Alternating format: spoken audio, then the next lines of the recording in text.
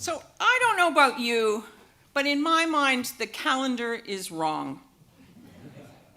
January 1st may well be the start of the calendar year, but it doesn't feel like New Year to me. Not to my way of thinking, anyways. It doesn't happen at the stroke of midnight, but it starts usually just a couple of days before Labor Day, which is where we are right now. For me, this is the time of new beginnings and resolutions. I think one of the reasons I and so many people feel so strongly about this, that the calendar is wrong, has to do with the fact that I'm a product of a Canadian educational system. I live in a northern hemisphere where agriculture is tied to the waning days of summer. And I remember as a child the long, easy-going summer days and the realization that as the days started to get shorter and cooler, that soon school would start. We saw the last later than 8 p.m. sunset this week, my friends. I know. For me, that was always a sure sign that it was time to shift gears. My mother would take us shopping, new shoes, new pencils, new notebooks, new clothes. It was a new year. They just go together in my head. I remember the thrill, and it felt like a thrill of a new box of pencil crayons, or as they call them another place, colored pencils. I remember the excitement and the anticipation of wondering who my teacher was going to be, or seeing my friends, some of whom I hadn't seen since June. And I remember my childhood resolve. This year, I am going to work harder in math. And I'm definitely going to keep my notebooks neater. Those things never happened. Which parent of us does not remember a child turning on their heel to climb a school bus step or standing outside of a school to start a new year of school? I remember thinking, wow, she's getting older. What will this year hold for her? I find myself still doing it now that my youngest daughter's son is getting ready to start grade 5 this week. How can that be? Wendy just dropped her jaw. Somehow the image of his mom, that little girl standing outside of that long, low building, has come back to me as I think about this week. And I know that whatever her birthday is, regardless of the fact that the calendar hasn't actually flipped, that this is a new year in her life, as it is in mine. Can you remember one of your September moments? Perhaps it's a new school, or a hard goodbye to a summer love, the melancholy of shorter days, some leaves that always feel like they're prematurely starting to change color. Maybe you remember the end of the freedom of summer days or the move to a new city. My long association with UU congregations has only reinforced my feeling that this is the start of the new year. Our congregational calendars are filling up again. New adult programming is starting, new children's programming begins, committees and boards are scheduling meetings. My calendar's getting full, ready to roll up their sleeves and begin with renewed resolve to focus on the business at hand. I'm intrigued by many of the cultural customs that mark New Year's in the world. They don't all happen in January. They happen at different times of the year, often having to do with where people are geographically located. But many of them, most of those customs have an element of a fresh start in them. Nowruz is a Persian observance, and in it people jump over small fires, symbolizing leaving or burning away misfortune. The Japanese New Year, Oshogatsu, includes the ringing of temple bells 108 times, which is a move that symbolizes the cleansing of past mistakes. As summer closes, it seems inevitable that we ask ourselves, what is ending or what is ripening in our lives? What do we need to let go of, and what shall we begin? This year, in a few weeks, the Jewish people will observe their period of reflection of New Year's. The time that begins with Rosh Hashanah and which ends with Yom Kippur are the high holy days in the Jewish calendar. I find myself wondering, are there lessons in the Jewish New Year for us? Is there wisdom that will help us as we strive to build better religious communities? And are there lessons for us as individuals? The need to mark time is a strong one. And Jews who do not normally attend synagogue often participate in community life during the High Holy Days. Rabbi Harold Kushner, the late Rabbi Harold Kushner, who some of you may know through his book, When Bad Things Happen to Good People, also wrote a book called To Life, a celebration of Jewish being and thinking.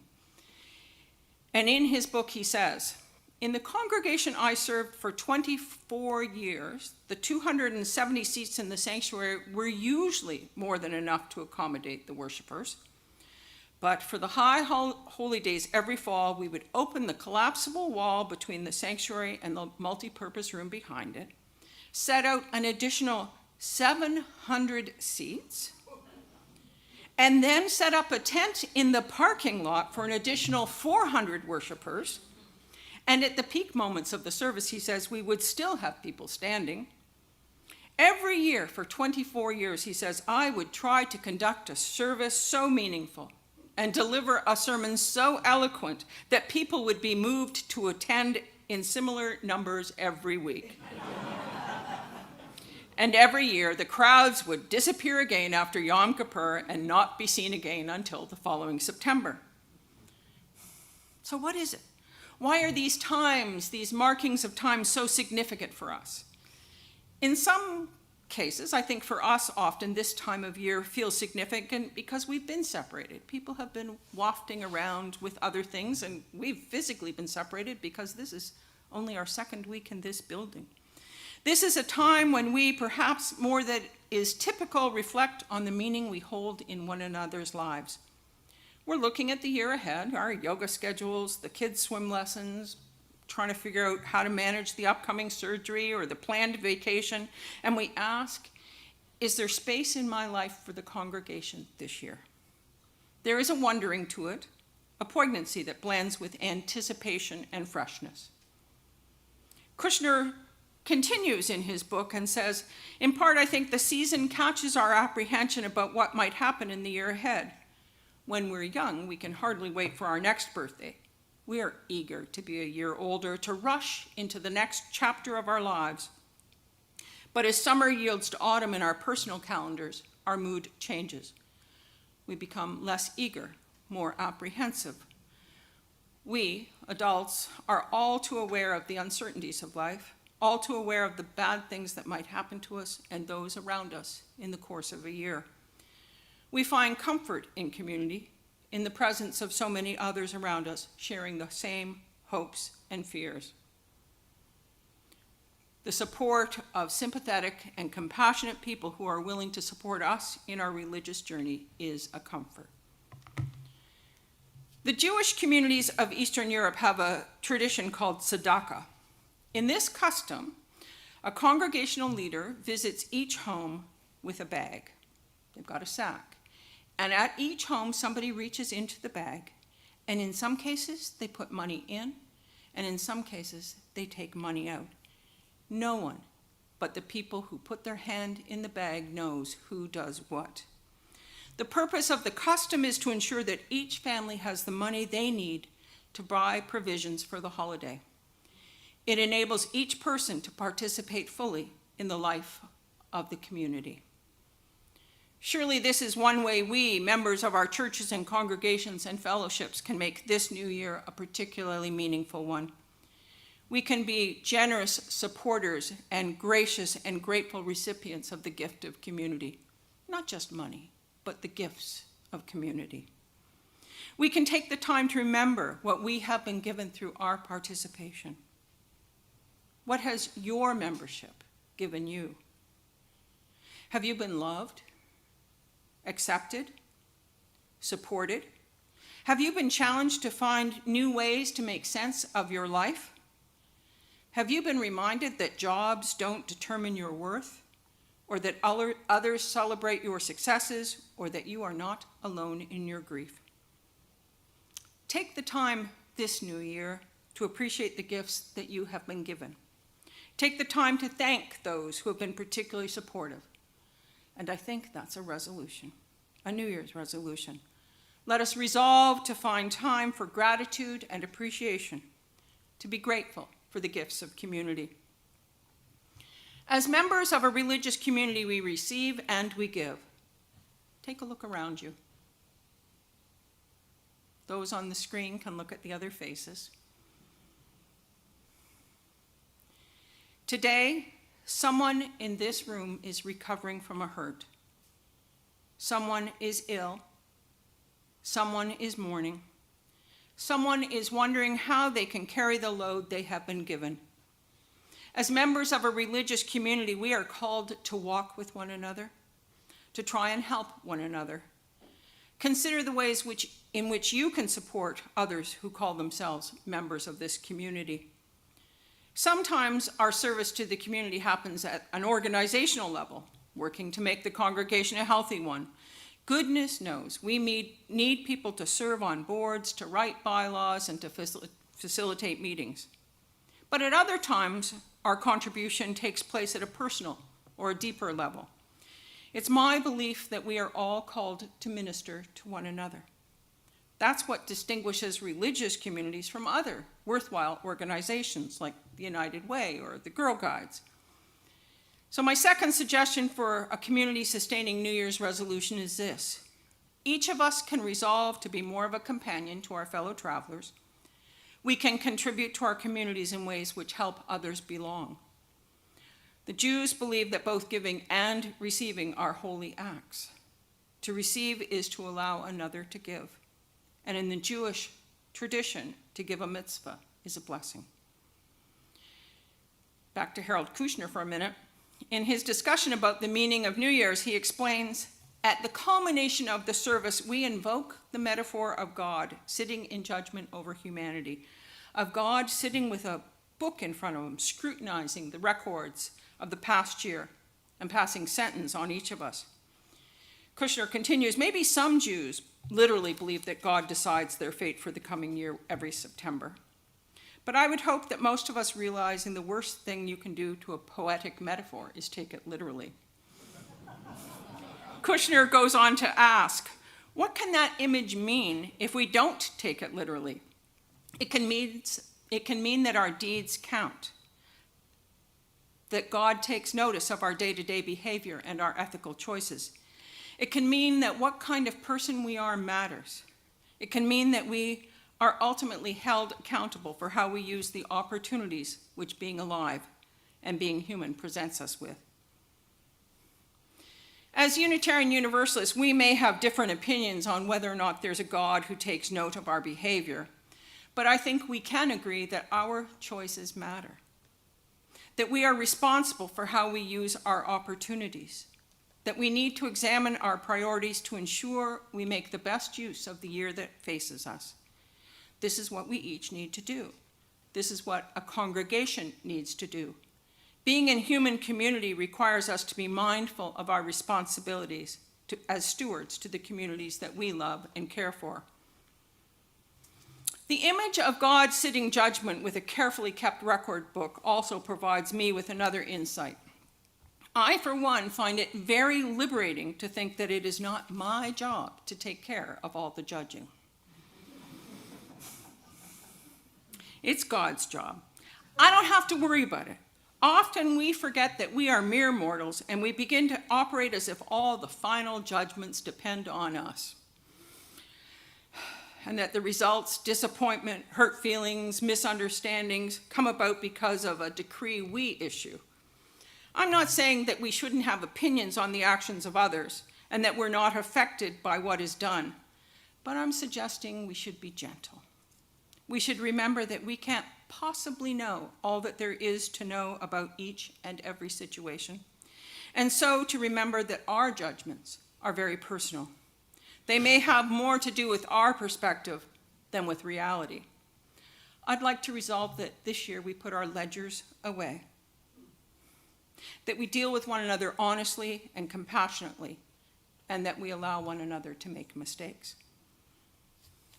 Another Jewish tradition, many Jews in some some communities throw breadcrumbs on a body of water. Family and friends gather together at the waterfront or river and symbolically cast away their sins of the previous year. And as they do this, they resolve to do better. Well, how lovely. A clean slate. The custom doesn't pretend that the wrongs didn't happen. Part of the exercise is an honest personal accounting of what it is that needs to be cast away.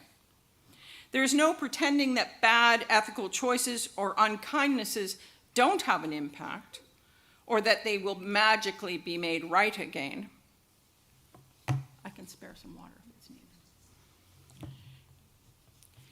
But it is an opportunity to leave the guilt, that feeling of guilt, which personally I find paralyzing, to leave that sense of guilt behind and to move forward. We can do this too, as individuals and in communities. We can let last year's mistakes go. Certainly their impact remains, but we can choose to accept what was and figure out a better way, and then hopefully sort out how we can get on with it. And that's my final resolution for the coming year. We can resolve to learn from our past mistakes, let go of the guilt and remorse, not get hung up in them, and move forward with new wisdom. I find myself comforted by the traditions and stories of Rosh Hashanah and Yom Kippur, partly because I'm affirmed in my belief, because it's celebrated in the fall, that our Julian calendar has it all wrong. New Year's is not January. I'm sorry, I'm going to the line on that one. And partly because I have found in one of the world's major traditions a source of inspiration. In these ancient traditions, I can find lessons I believe that will help us to lead better lives and to build stronger communities. The result for me are the resolutions I've shared with you today, and here they are again. Let us resolve to find time for gratitude and appreciation, to be grateful for the gifts of community. Each of us can resolve to be more of a companion to our fellow travelers. We can contribute to communities in ways that help each other belong and participate in a meaningful way. Number 3, we can resolve to take our responsibilities as nurturers of this congregation or other communities we are a part of seriously, to remember to use the time we have carefully, and to remember that we will be held accountable, perhaps only by ourselves, for what we do. 4, we can resolve to put our ledgers away, to deal with one another honestly and compassionately, so that we can allow ourselves and others to make mistakes. And finally, we can resolve to learn from our past mistakes, let go of the guilt and remorse, and move forward with new insight and wisdom. Summer is coming to an end before long. There's something bittersweet about today. Our summers here are precious and fleeting, and September starts tomorrow. September, a new page on the calendar. I remember the empty pages of notebooks when I was a student, and the anticipation and excitement, those newly sharpened pencils and the smell they had. I remember those things, and I carry great hope for our time together in the coming months. I hope you do too. So let's hold our resolutions close and enjoy the feeling of possibility together. Happy New Year, friends. Happy New Year.